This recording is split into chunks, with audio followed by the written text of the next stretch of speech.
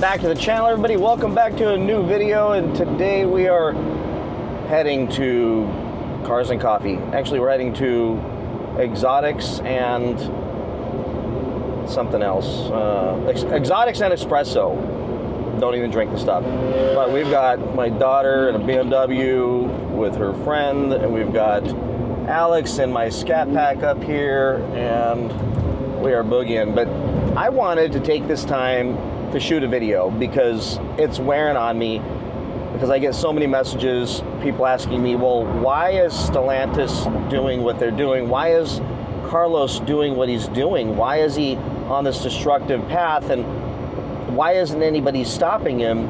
And it's hard for us to understand, because I think, and I mean this respectfully, and I categorize myself in this arena, is that, you know, the less wealthy, the less wildly, astronomically successful we are, the more we care about what's happening on a micro level. What's happening this minute, that minute, the next minute.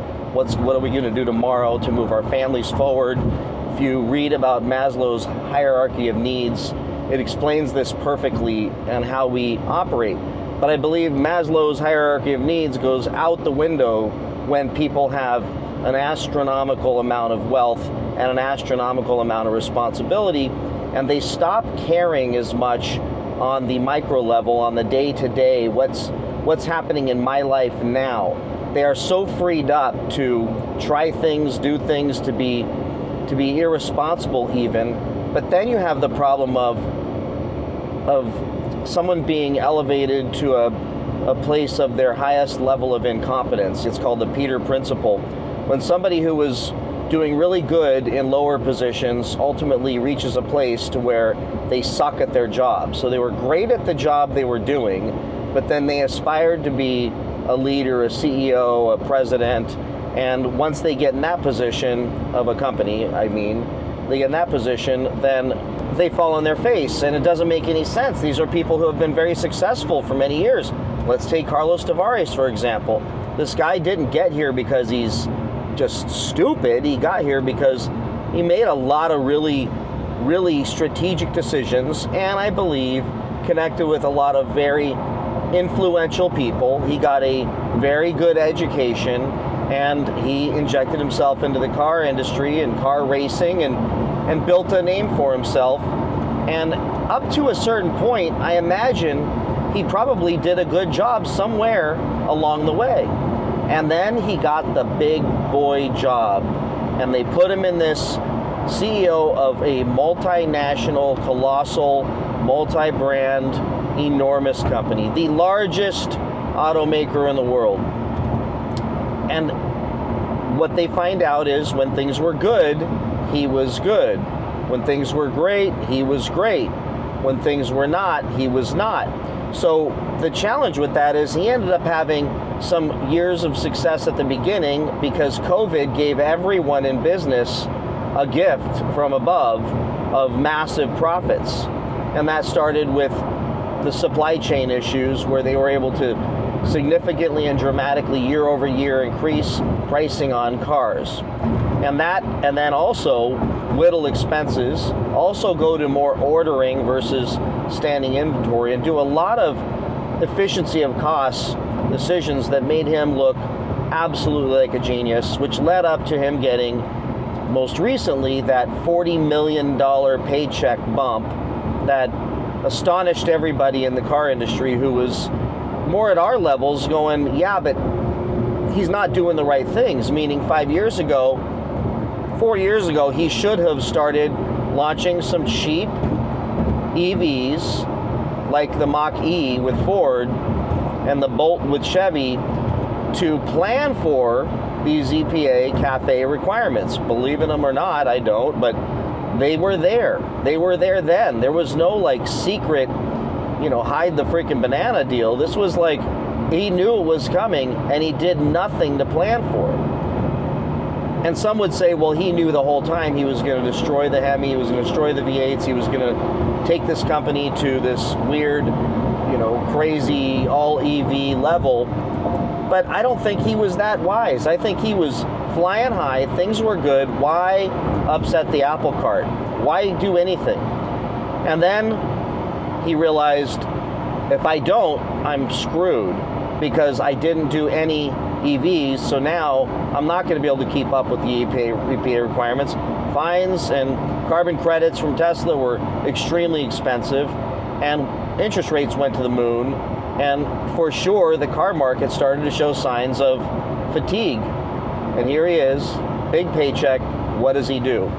Well, he decides, you know what, I'm going all in on this investment on EVs, and starts spending like crazy to go down that road. But while he's doing that, he also realizes that, well, you got to have a return on investment at some point, and it's all good when you start talking the long game. I'm in the Lambo. I don't know if you can hear that, but it sounds amazing. But he's selling to the board of directors and Wall Street that this is a long-term play.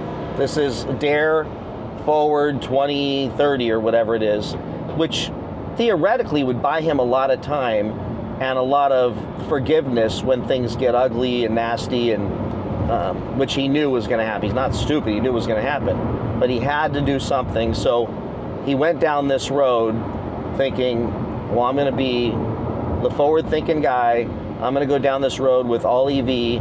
And now that everybody else has lost money, I'm going to show that we can actually make money. Well, the problem is I don't know if you've ever been gambling, but let's say you went to Vegas, and I like to go and throw a little bit of money on roulette, and I'm pretty simple. I don't like to overthink it too much. I'll throw, $100 on black, and if it wins, then I have $200 to play with. If it doesn't, I'm done for the trip, and we go see a bunch of shows and have fun and party. Well, he threw $100 and it worked. Threw another $100 and it worked, and then suddenly he started losing. The problem is when you start losing, which is when the market started to turn and rates went up, and people don't want to buy the EVs, but he still gets rid of the ability to buy the carbon credits and the Hemis, and it starts throttling back and playing games with special editions and all this other stuff. These are little small plays on roulette where he's going, I'm not winning. I keep losing. I keep losing. I keep losing. Well, if you keep losing, if you keep doubling your bet, you think theoretically eventually you're going to win it all back. But at a certain point, your wife, your family, your friends, everybody standing around you at the roulette table is going to go, yo, no, you got to, slow down. But you're stuck. You're chained to the table. So now you're doing smaller bets and smaller bets and smaller bets. And you're just losing and losing and losing and losing, and nothing you can do to win the money back. And now you're almost out of money completely. Whoops. Almost out of money completely. And what do? Well, that's where he's at. They have $49 billion or whatever it was in the bank, but they're whittling away at it rapidly. And month after month, as their profit drops, their stock price drops, he's sitting at that roulette table going, none of my bets are paying off. What do I do? Well, this is where the old saying, when all you have is a hammer, you think everything's a nail. And that's where his head's at right now is, okay, I need to cut my way out of this. And I believe for the last 6-8 months, even a year, that's where his head went is, well, none of my bets, none of my investments, none of my gambles paid off. So now I have to unravel my disaster and start cutting expenses. And that's what he started to do.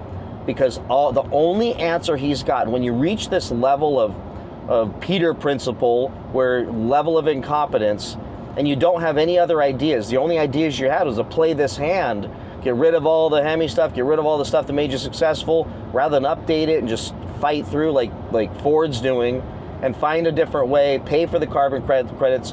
You might be late to the party, but pay for the carbon credits while building some EVs, while keeping the V8s around to keep your company profitable. He painted himself in the corner. And now the only thing he can do is swing his hammer. He has no other ideas. He's at that place of incompetence. Cut, move jobs overseas, do layoffs, shut down plants. It's absolute incompetence when a CEO paints himself in such a corner that the only answers he's got to the problems is to swing that hammer, swing that axe, and do layoffs, cut people from jobs, and just cut. The problem is you can't cut yourself to success. Wow, this is a pretty busy Cars and Coffee, I guess. As one of my old bosses, a very successful, wealthy entrepreneur, said to me years ago, is you can't shrink your way to success. Oh, shit. Morning. Hey, man, how's it going, dude? Hey, you got the mics! Oh, yeah, you got the new Action 5. This thing's nuts, dude. Oh, hell yeah. Yeah, it's great. So the bottom line is, as I said, the basic principle of all business, if you start a company, you start a business, you cannot shrink your way to success. Now, the problem is once companies get so big that their CEO is the only person that they could find that will do the dirty, which will just cut, and the board of directors says no more grow. Well, their grow was this EV platform, all these different platforms they're rolling out, and then they end up now getting crushed by Wall Street, getting crushed by profit. Every single Instagram post, every single social media post, every news article, everything about Stellantis is bad. Every time you turn around, it's more bad. And Carlos says, well, I'll take my hammer and I'll start swinging it some more. It doesn't matter. He doesn't get up and say anything better. He keeps making things worse and worse and worse by swinging that hammer. Because to him, everything's a nail. He rode the high market when things were good, and when things were bad, the only thing he has in his pocket to use as a tool is to swing the hammer. And that means that they are on a absolute path to destruction that I don't know how they can get out from under if they don't get rid of Carlos. You get somebody in there that says, we need to have a balanced company, we need to have ICE versions, we need to have electric versions, we need to balance this whole company out so that we have products people can buy, we need to have cars that people can afford, and then cars that people can aspire to, and then we will be a balanced company. We can't have Chrysler sitting there with a minivan. We can't have Dodge sitting there with 2 damn cars. We can't have EV Challengers or Chargers. You can't have EV muscle. It just doesn't exist. And expect that you're going to find success in North America. So that's why I believe what's happening. That's the psychology, I think, what's taking place. I could be completely wrong. I could have my head completely up my rear, but I've been in business long enough. I've worked for enough CEOs. I've found myself in positions in executive leadership to where all that my bosses thought we could do was to do more cuts. And I get at times you have to do that to survive, but it can't be the only thing in your arsenal. You've got to have something more. Otherwise, you will ruin the company. You will break the company. You cannot shrink your way to success. So with that, everybody, hope this was enlightening. Please like, subscribe, comment, and I'm going to go check out some cars. Maybe I'll make the last 20 seconds of this video just showing you some of the stuff here. Let's go. All right, check this out. Lots of great cars. So this company is who's working on my exhaust for me. Or I'm going to have a center exit like that. And instead of his logo, which we'll put somewhere, will be my logo. How great would that be? On the back of the Huracan. So I'll change my exhaust from here to up here. And that will be insane. Expensive, but insane. So stay tuned for that. I know I don't do a lot of Lambo stuff here, but I will definitely have to show you that. It's another one of his cars here from Voodoo. It was nuts. Now this car I looked at years ago. I considered buying. It was red. It was $140,000. And the car salesman here was a little bit rude. Treated me like I couldn't afford anything. So I left, and he bought it and completely transformed this thing into what it is today. So, but this is it. All right, folks. I'll let you go. I'm going to chat with my folks, and I'll catch you later. Bye-bye.